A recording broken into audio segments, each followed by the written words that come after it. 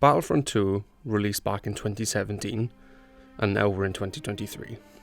So it's been quite a few years since the Star Wars video game released. Now, I never played Battlefront 2 on release, and only recently have I actually gotten into Star Wars for the first time. Now, I have played another Star Wars game. I have played Jedi Fallen Order, and I have fully 100%ed it and thoroughly enjoyed it. But obviously, to the people that have played Fallen Order and played Battlefront 2, they're two completely different games. Both set in Star Wars, obviously, but both completely different. Fallen Order was a single-player story-based game. Battlefront 2 has a story, has multiplayer, has a co-op mode, and has a training / arcade kind of mode. So they're two very different beasts. Now, I'm not going to be making a video on Fallen Order. I don't really see the point. It's been months since I played it, and Survivor is the sequel, obviously. And I haven't played Survivor yet, so I can't make a video on that. And by the time I do play Survivor, it's probably going to be irrelevant anyway. So don't expect any Fallen Order videos. However, I wanted to make a video on Battlefront 2 because, like I said, only recently have I actually gotten into Star Wars. And what I mean by that is, only recently have I actually watched the films. I've never watched a Star Wars film, but in the past 3 to 4 weeks, I have watched the prequels, the original trilogy. I recently finished the entirety of Clone Wars, and I have now started The Bad Batch. So I'm slowly making my way through the timeline, slowly making my way through every series and every film. I'm about 3/4 of the way through season 1 of Bad Batch. Then I got season 2. Season 3 isn't out yet, so I'll be moving on to Solo. That's the next thing in the timeline according to Disney+. So, yeah, it was in the last month I became a huge Star Wars fan. I'd always been interested, I'd just never watched the films. But Battlefront 2, as a Star Wars video game, is great. Now, a lot of my friends really like Star Wars and have done for years, so they have already played this game for hundreds of hours. So getting used to it was easy because I had a group of people who were already just like, yep, cool, you've got Battlefront 2, sweet, we played it for years, you're gonna have fun. Now, the story of Battlefront 2 is pretty not good.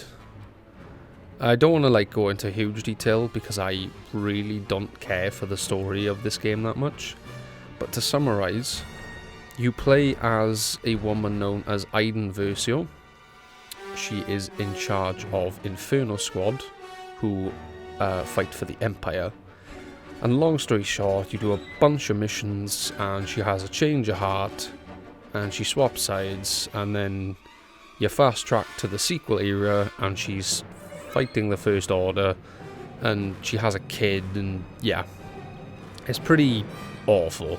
She's not a likable character in any way. She's incredibly annoying and I just don't care. So don't buy Battlefront 2 for the story. It's pup. Obviously I played through it for the achievements because I literally 100%ed this video game yesterday as of recording this video. But yeah, don't buy Battlefront 2 for the story. Bad idea. Not that you would, because you could just watch it on YouTube if you really cared that much. Now, when it comes to multiplayer, Battlefront 2 is actually a really solid game. You can see on the gameplay on screen that I'm playing in third person, but you can play in first or third, unless you're playing as a special unit or a hero. And certain class abilities will pull you out of first person into third person. So like here you can see I'm playing as Anakin. I can't play as Anakin in first person, which makes sense, because it would be, I imagine that would be a pain to try and make work. But the multiplayer in Battlefront 2 is very, very solid.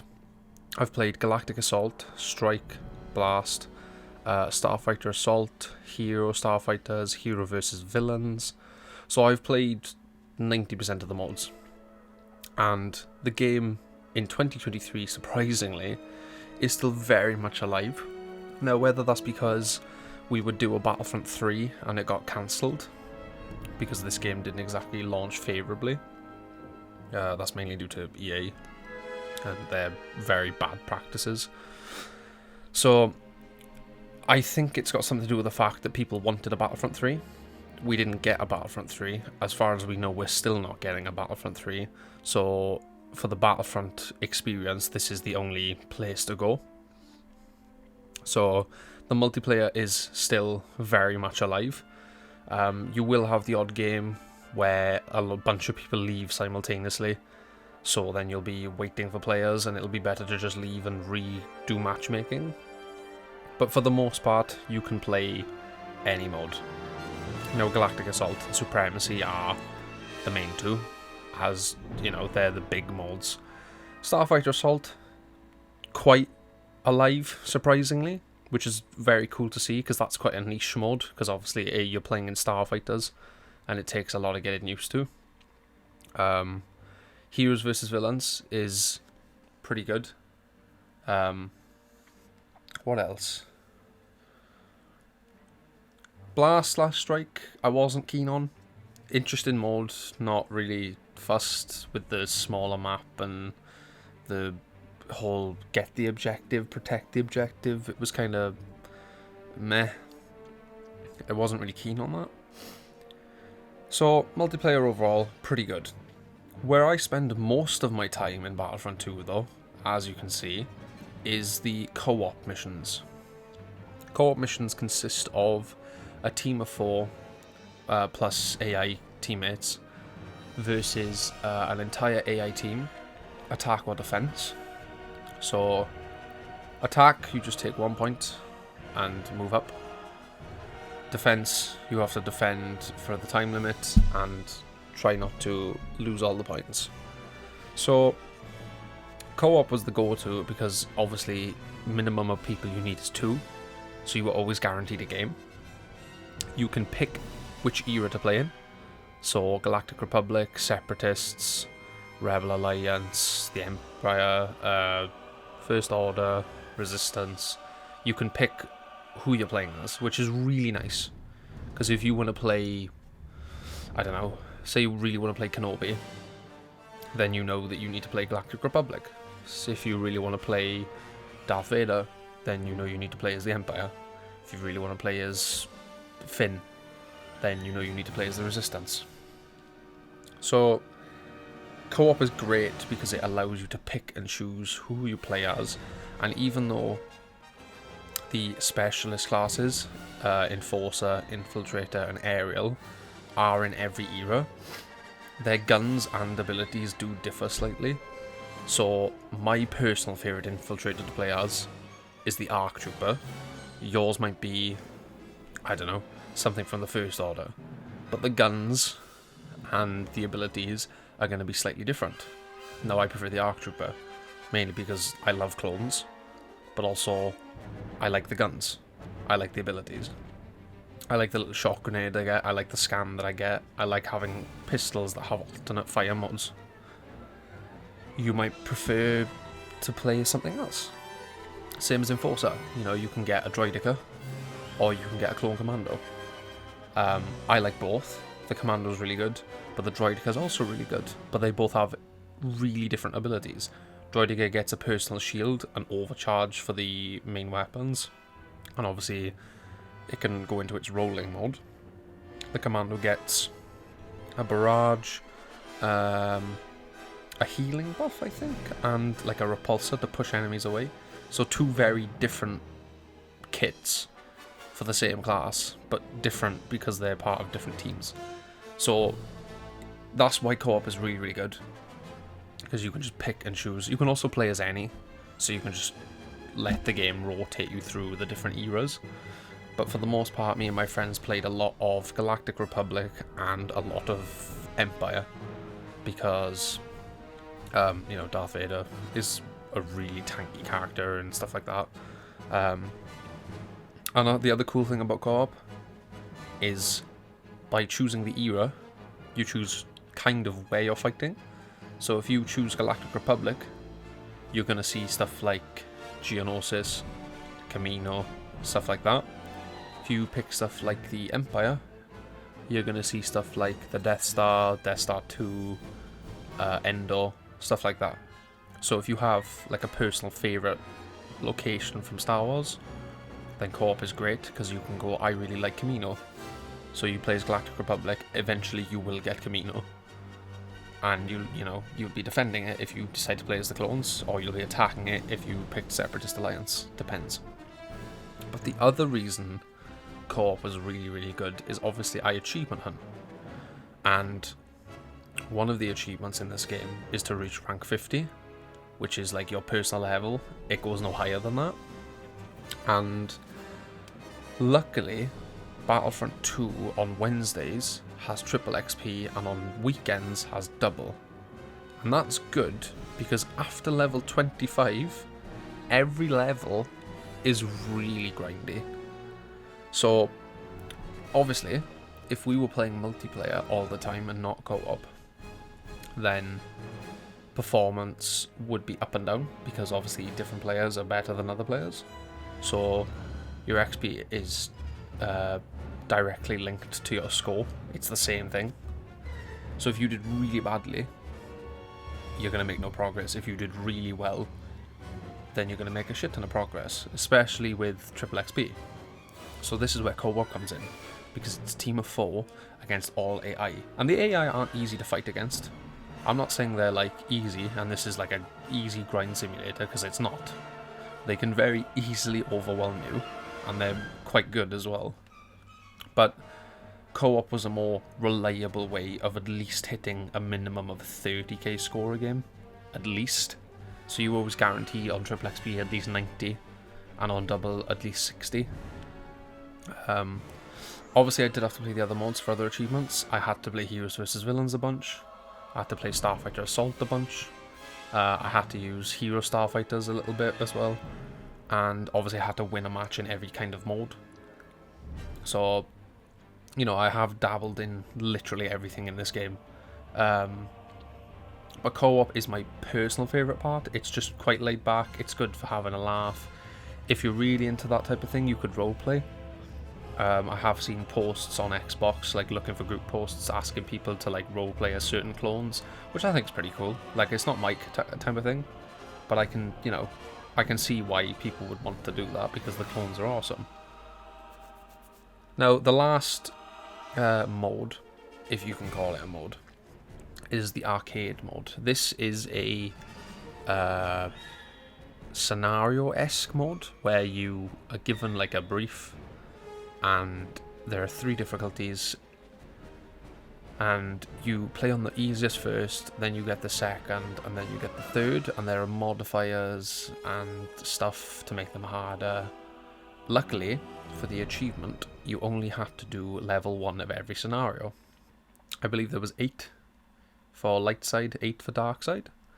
They're pretty mediocre. You just have an objective to kill a certain amount of people, usually, sometimes with a time limit.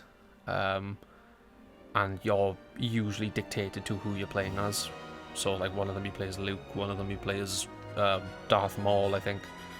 So, it's kind of just an easy scenario training kind of mode. Now, I didn't try the higher difficulties because I had no interest in 3-starring it. Because, like I said, I only go for the 100% of the achievements. After that, my interest fades. And for a game that is alive but not like, thriving, I don't really care that much about 100%ing like everything in game. For example, my multiplayer milestones are on like 34%, but my actual achievement progress is 100%. So there's like 70-ish% left of the game I could have done. That's to like grind out scores, characters, that like every hero and stuff. I don't have the patience. Um, the other thing that is really cool about Battlefront 2, depending on who you play as, is customization. Everything costs credits. Credits are really easy to get. You just do challenges and play the game. Clones, I would say, have the best customization, obviously because of the many different regiments of clones, 104th, 501st, 212th, you know. There's not every regiment in the game, obviously, but the major ones that people recognise are, 104th, 501st, like I said. The recognisable ones from, actual Star Wars media that we've seen. After that, Separatists. The droids have kind of good customization-ish. The Rebel, Alliance and Resistance have pretty boring customization, as do the Empire and the First Order. They're both also very boring. So customization is cool, but mainly for the clones. Any other faction is kind of boring. And there are certain customization choices that are just pointless. Like there's one for Chewbacca, and the differences between like the 2 to 3 skins he has are like mediocre. Like there's just no point. But then you have some other characters like Han Solo who have 7 skins, some of which are pretty cool.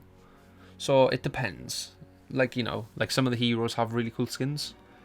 Anakin and Kenobi, for example, have their Clone Wars skins, but then Yoda's only alternate skin is literally just him with his hood up instead of down. Yeah, and it's like legendary, and it makes no sense. But overall, I would say Battlefront 2 is a pretty solid game. Considering this game released back in 2017, and from what I remember, wasn't met that favourably due to like microtransactions and shit. EA kind of did turn it around. It is a very fun experience for a Star Wars fan. Co-op mode is really, really fun. Getting cut in half by Darth Maul is not very, very fun, but it's a good game. I would say, if you have Game Pass Ultimate, which I think grants you access to EA Access, because I think I have that, even though I own the game anyway, but because I bought it a couple of years ago and forgot about it. But I would say, if you have EA Access or whatever it is through Game Pass, then give it an install. Give it a go. Get a couple of friends together who are Star Wars fans, play as your favourite clones. Or, whatever faction. Give the multiplayer a go. It is still very much alive, and Supremacy is very, very fun. It's literally just Battlefield, but in the Star Wars universe. Starfighter Assault, I would highly recommend. Niche mode, but very, very fun, especially when you get the hang of it. And some of the hero ships are also really fun to use. But the story is the main thing I would kind of avoid. Obviously, if you're going for the 100%, then by all means you're going to have to play it. But if you're not going for the 100% and you don't really care that much, and you're just in this for a really fun Star Wars experience, I would just stick with co-op on multiplayer and just stay away from the story. It's just not that good. But yeah, that is Star Wars Battlefront 2 in 2023. I hope you guys enjoyed this video. I did put this on my story literally yesterday, as of recording this, that I had 100%ed it, and there was a video coming soon. So this is the video that was coming soon. Got a couple of things in the pipeline. I got another Forza Horizon 4 video I want to start working on. I'm going to be looking back into Cyberpunk soon, the story, and also the soundtrack, because the soundtrack for that game is phenomenal. I'm also going to do some more, not personal videos, but like a couple of videos on like achievements and why I achievement hunt and stuff like that. And I also want to do a video on video games being unfinished all the time lately, and just want to kind of delve into why we think that's happening and what the reasons could be.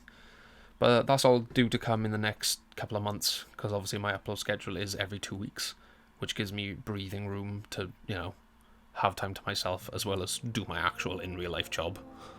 and not feel like I'm drowning in work every time I come home. And it makes this more enjoyable. But I hope you enjoyed this video. I hope you appreciate this video, because right now it is 23 degrees outside and I'm in an attic, and I've had to shut the windows to stop the birds and my neighbour's dog being in the video, as well as turn off my fan to stop that being in the video. So the temperature in my room is like 26 and I'm dripping in sweat. So please like the video before I pass out, just to show me that you do appreciate the effort that I put in. No, I'm joking. It is warm, but you know, I wanted to do this because I have a couple of days off work. So it just happens to be during a really warm week. But I hope you guys enjoyed. Thank you very much for the recent support on the Forza video and the Sea of Thieves video. I don't know why I forgot. Sea of Thieves video did pretty well. I was quite happy with that. And obviously I'm still very grateful for the huge numbers we hit on the Valheim video. That was insane. I will do another Valheim video eventually. It's just trying to gather my friends, because it's not my world, it's one of my friends' servers. So I don't have access to it unless we play. And we haven't played in a while, so I will eventually do a follow-up video though, I promise. But I'm going to leave you guys to get about your day. Thank you for giving me, you know, 21 minutes of your time, 22 minutes of your time. I really appreciate it. I hope you enjoyed the video. Yeah, stay safe guys, and I'll see you soon.